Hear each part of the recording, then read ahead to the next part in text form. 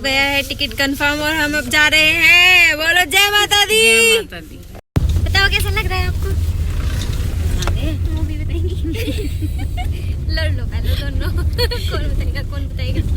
बहुत बढ़िया। हेलो नमस्ते। तो आज हम जा रहे हैं बिजनौर से वैष्णो देवी मंदिर और शाम 6:20 की हमारी ट्रेन थी हरिद्वार से हेमकुंड जो ऋषिकेश से कटरा तक जाती है, लेकिन हमारे टिकट वेटिंग में थे और दोपहर 2:30 बजे माता जी की कृपा से हमारे टिकट कंफर्म हो जाते हैं और हम जल्दी जल्दी अपना बोरिया बिस्तर उठाकर निकल जाते हैं हरिद्वार। हमें उम्मीद नहीं थी कि हमारे टिकट कंफर्म हो जाएंगे, लेकिन हमें इतनी खुशी हुई ना, बता नहीं सकते। देखो इसे माता जी की कृपा ही बोल सकते हैं। मतलब एकदम से हमारे टिकट कंफर्म हो गए और पहले कंफर्म ही नहीं हो रहे थे। तो हम पहुंच गए हैं रेलवे स्टेशन हरिद्वार और रेलवे स्टेशन के जस्ट सामने ही बस स्टैंड है। अगर आप लोग बस से जाना चाहते हैं तो यहाँ से जम्मू की डायरेक्ट बस मिलती है। जम्मू से हमें कटरा के लिए दूसरी बस लेनी पड़ी। हमारी ट्रेन का टाइम है 6:20 और हम 5 बजे ही रेलवे स्टेशन पहुंच गए हैं। एक्साइटमेंट है यार। हेमकुंड हमारी ट्रेन जो ऋषिकेश से कटरा तक जाती है, लेकिन हम उसमें हरिद्वार से बैठेंगे, जिसमें पर पर्सन सेकंड एसी में 1400 रुपए, थर्ड एसी में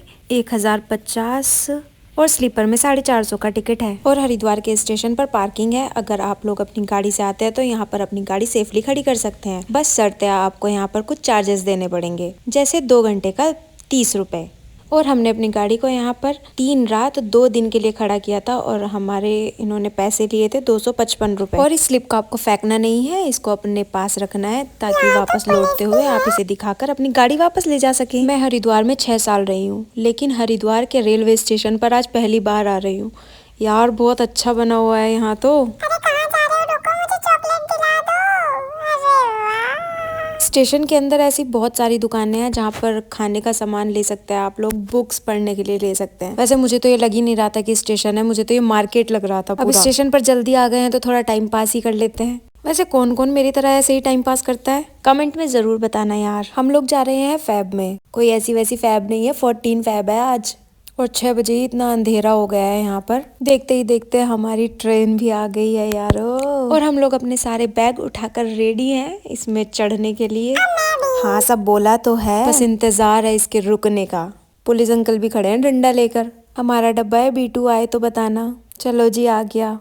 ट्रेन से इतनी दूर मैं पहली बार जा रही हूँ और ट्रेन में भी जाकर अपने मुंह को शीशे में नहीं निहारा तो क्या किया यार। और अब दिखाते हैं अपना बिस्तर।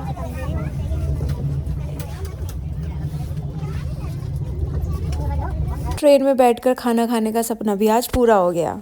हमने खाया बैंगन का भरता, पराठे और अचार। उसके बाद और भी बहुत सारे लोग जो माता जी के दर्शन के लिए जा रहे थे ट्रेन में हमें मिले।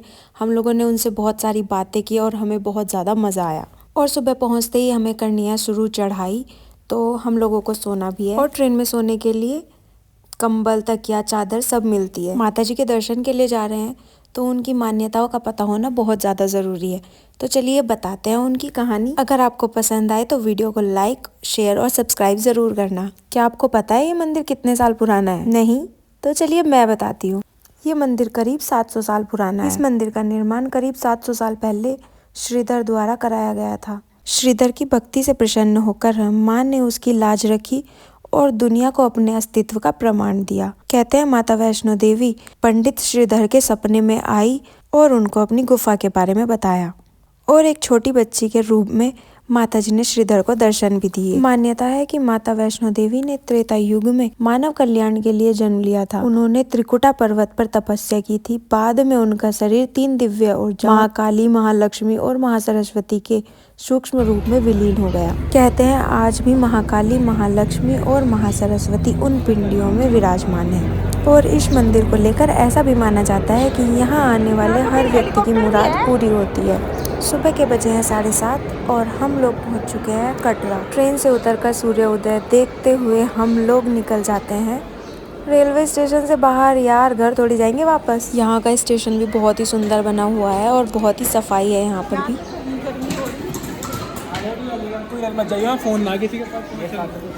कितने सुंदर नज़ारे हैं स्टेशन से भी। यहाँ पे आकर एक ही गाना मुंह पे आ रहा था, ये हंसी वादियाँ, ये खुला आसमां, आ गए हम कहाँ है मेरे साजना। हंसना मत, मुझे पता है मेरी आवाज़ बहुत गंदी है। स्टेशन से निकलकर राइट हैंड की साइड पर हम जाएंगे तो यहाँ पर हम माँ वैष्णो देवी की यात्रा के लिए हमें आई कार्ड मिलेगा, जिसे लेने के लिए हमारे पास आधार कार्ड होना बहुत ज़रूरी है।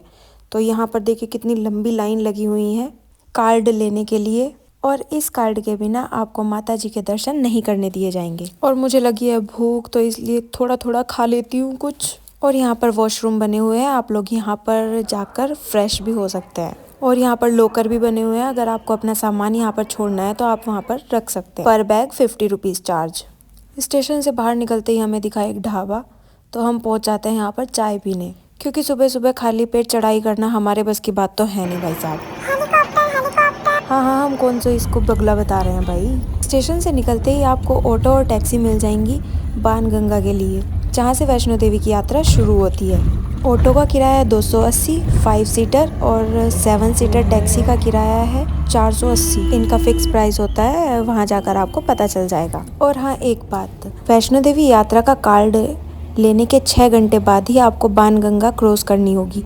अगर आप उसके बाद जाते हैं तो आपको बाणगंगा से आगे यात्रा के लिए नहीं जाने दिया जाएगा। तो हम पहुंच गए हैं और यहाँ से होगी हमारी यात्रा शुरू। और सुबह के बजे हैं 9:20 और यहाँ पर हो गए हमारे कार्ड और सामान चेक।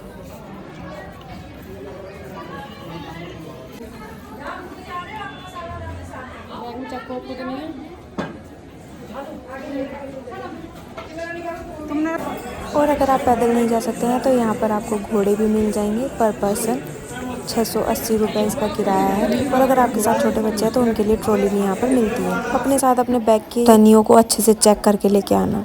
हमारे बैग की तनी टूट गई, ये तो अच्छा था मेरे पास सेफ्टी पिन थे। इमरजेंसी के लिए सेफ्टी पिन तो अपने पास होने ही चाहिए।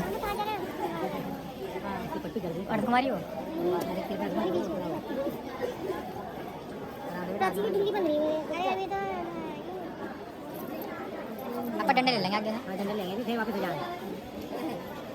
प्राची ले बांधी है, ढिंगली बन रही थी, सामान ले कितने को नहीं दे दे, खाली को पूरा मार दे, ले बांधी है ये तुम नहीं निकालो।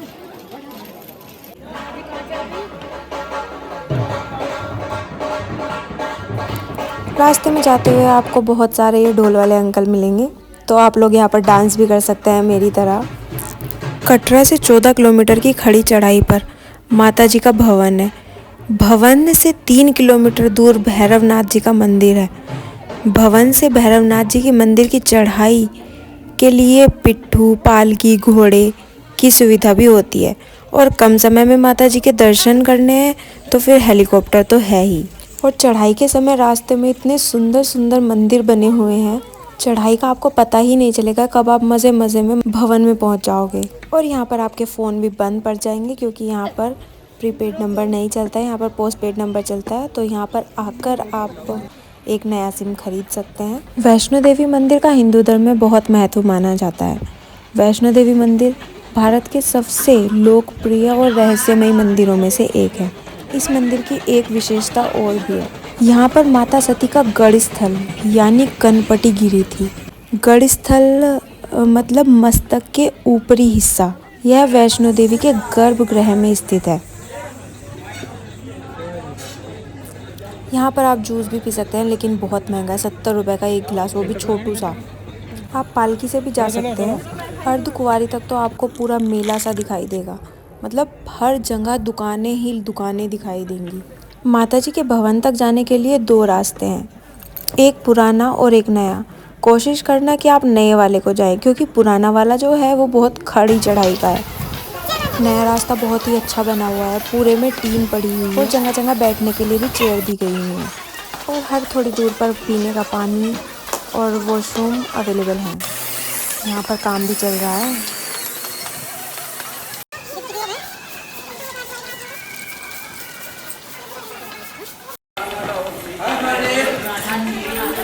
जय माता दी, जय माता दी, जय माता दी, जोर से बोलो, जय माता दी, जाते बोलो, आते बोलो, जय माता दी, जय माता दी।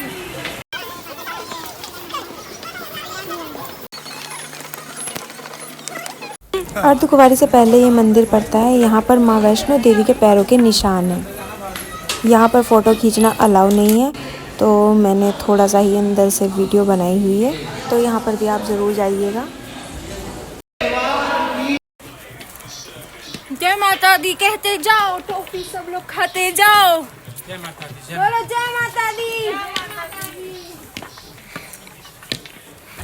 यहाँ के लोग ना थक गए, इसलिए वो जय माता दी बोल ही नहीं पा रहे।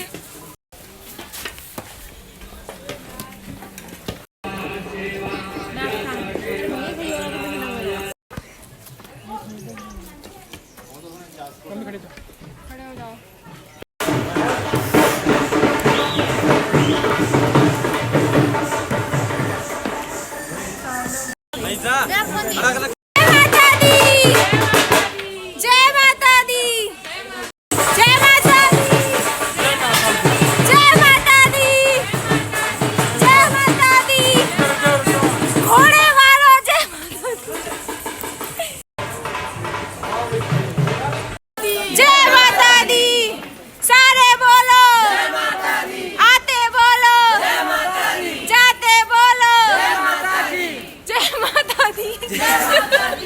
वहाँ से आए हैं हम।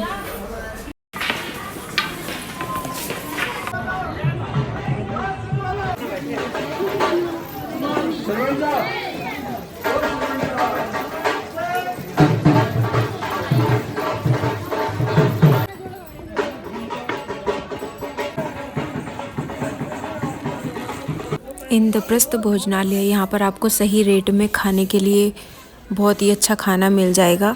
यहाँ पर और भी बहुत सारे होटल हैं, लेकिन वहाँ पर खाना बहुत ही ज़्यादा महंगा है, तो आप अगर यहाँ पर खाएंगे तो आपको सही रेट में मिल जाएगा। हम अर्धकुंवारी से आधा किलोमीटर दूर हैं। यहाँ से वैष्णो देवी के लिए 2 रास्ते जाते हैं, एक पुराना और एक नया। एक अर्धकुंवारी से होता हुआ जाएगा और दूसरा अर्धकुंवारी से आधा किलोमीटर दूर से जाएगी। तो अगर आप माता जी के दर्शन करने के लिए आराम से आए हैं, मतलब 2 या 3 दिन के लिए आए हैं, तो आप सबसे पहले अर्धकुंवारी के दर्शन कीजिए, फिर माता जी के दर्शन करने जाइएगा। लेकिन अगर आपके पास टाइम कम है तो आप अर्धकुंवारी का टोकन खरीद के पहले भवन जाइए, वहाँ माता जी के दर्शन कीजिए, उसके बाद भैरव जी के दर्शन कीजिए, उसके बाद आकर अर्धकुंवारी के दर्शन करेंगे तो आपके पास टोकन रहेगा तो आपका नंबर जल्दी आ जाएगा, क्योंकि अर्धकुंवारी पर बहुत ज़्यादा इतनी जल्दी वहाँ पर नंबर नहीं आता है। वहाँ पर लगभग 12-13 घंटे वेट करना पड़ता है, तब जाकर नंबर आता है। और अगर आप सीज़न में जाएंगे जैसे कि नवरात्रों के टाइम पे तो वहाँ पर बहुत ज़्यादा टाइम लगता है, लगभग 24 घंटे भी लगते हैं, और कभी कभी ऐसा भी होता है कि दर्शन भी नहीं हो पाते हैं। जयकारा शेरावाली दा बोल, सच्चे दरबार की जय।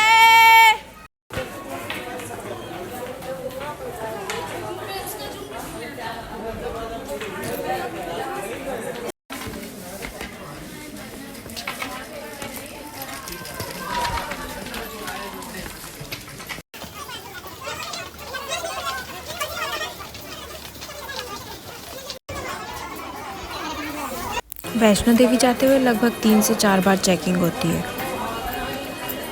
तो हम पहुंच गए हैं भवन, ये है धर्मशाला। यहाँ पर नहा धोकर आप अपना सामान यहाँ पर लोकल में छोड़ सकते हैं, और यहाँ पर बेड भी मिलते हैं सोने के लिए। अगर आपको यहाँ पर रात रुकनी है तो आप यहाँ पर सो सकते हैं, लेकिन यहाँ पर बेड घेरने पड़ते हैं। और यहाँ पर रात को आपको ओढ़ने के लिए कंबल भी मिलते हैं। एक कंबल का 100 रुपये आप उनको देंगे, और जब आप कंबल उनको वापस करेंगे तो वो आपको पैसे वापस दे देंगे। और यहाँ पर होटल भी बने हुए हैं, अगर आपको होटल बुक करना है तो आप होटल बुक कर सकते हो, और नहीं तो आप धर्मशाला में भी रुक सकते हैं। तो हम लोग नहा धोकर निकल जाते हैं भवन की ओर। भवन में फ़ोन ले जाना अलाउ नहीं है, तो हमने अपने फ़ोन को बैग में ही छोड़ना पड़ा। तो हम चल देते हैं माता जी के दर्शन करने के लिए, और उसके बाद हम अपनी चढ़ाई शुरू करेंगे भैरव जी की। हमने चढ़ाई शुरू करी थी 9:30 बजे, और हमने 4 बजे तक माता जी के दर्शन भी कर लिए थे। और इस बीच में हम नहाए धोए, फ्रेश भी हुए, और बहुत ही आराम से हम आ रहे थे रेस्ट करते हुए। हमने कोई जल्दबाजी नहीं की, क्योंकि हम फेब में आए थे तो यहाँ पर ज़्यादा भीड़ भी नहीं थी, और हमारे दर्शन भी जल्दी हो गए। तू अपना नाम खुद बता दे, कौन है बाबू तू, कौन है तू? यहाँ पर आपको भांति प्रकार के जानवर भी देखने को मिल सकते हैं। माता जी के दर्शन करने के बाद अब हम शुरू कर देते हैं भैरव जी की चढ़ाई करना। हम लोग पहले रोपवे से जाने वाले थे, लेकिन पता नहीं क्यों उन्होंने टाइम से पहले ही टिकट देना बंद कर दिया, तो हम लोगों को पैदल ही यात्रा करनी पड़ी। ये देखिए यहाँ पर हमें क्या मिला, बर्फ, लेकिन इतनी गंदी। यू, भैरवनाथ की चढ़ाई बहुत खड़ी है यार। भवन से 3 किलोमीटर सीधी खड़ी चढ़ाई, और यहाँ पर बैठने के लिए कोई सीट नहीं दी गई है। वैसे क्या आपको पता है, भवन की गुफा को आमतौर पर बंद रखा जाता है, लेकिन कुछ किस्मत वालों को हमें छोड़कर इस गुफा में प्रवेश का सौभाग्य मिल जाता है। श्रद्धालुओं की संख्या जब भी 10,000 से कम होती है तो इस गुफा को खोल दिया जाता है। इस गुफा को रात के समय में ही खोला जाता है, ऐसा मैंने सुना है। इसको लगभग जनवरी और फरवरी में ही खोला जाता है, क्योंकि इसके बाद तो लोगों की भीड़ यहाँ पर बहुत ज़्यादा हो जाती है।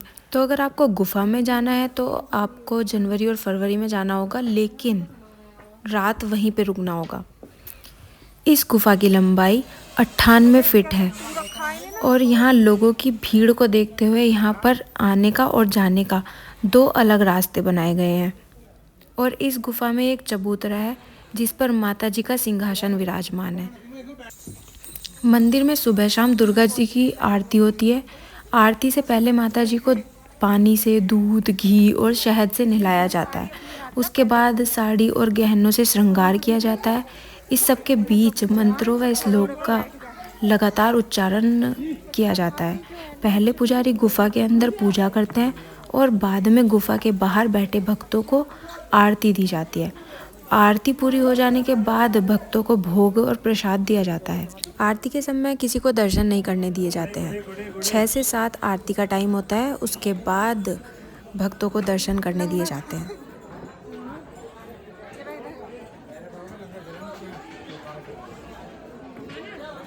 थोड़ा लेट उतरेंगे यहाँ से, अभी क्या करेंगे जल्दी, जब यहाँ की सारी लाइटें जल जाएंगी ना, वो देखकर तब उतरेंगे। भैरव पे जल्दी पहुंचकर सनसेट का नज़ारा, वाओ यार कितना अच्छा लग रहा है यहाँ पे। मैंने आज पहली बार सनसेट देखा है।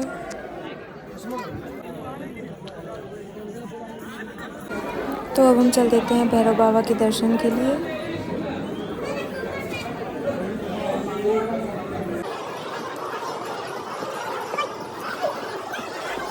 उधर है हेलीपैड। अगर आप हेलीकॉप्टर से आते हैं तो आप वहाँ पर उतरेंगे, वहाँ से आपको अपनी चढ़ाई करनी पड़ेगी। तो अब हम भैरव जी के दर्शन करने के बाद चलते हैं नीचे अर्धकुंवारी के दर्शन करने के लिए।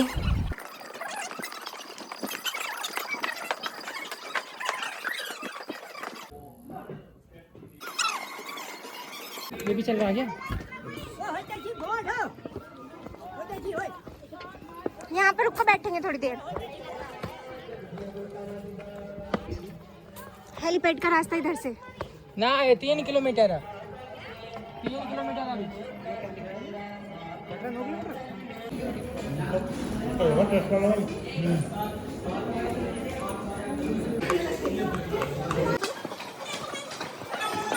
तो अब हम लोग पहुंचने वाले हैं अर्धकुंवारी। अर्धकुंवारी को गर्भ पूजन गुफा भी कहा जाता है। यहाँ माँ वैष्णो देवी ने भैरवनाथ से 9 महीने छुपकर घोर तपस्या की थी। यह गुफा लगभग 10 लाख वर्ष पुरानी मानी गई है, और यहाँ यह भी माना जाता है कि इस गुफा में आज भी भैरव का शरीर मौजूद है, जिसका वध माता ने इसी स्थान पर किया था।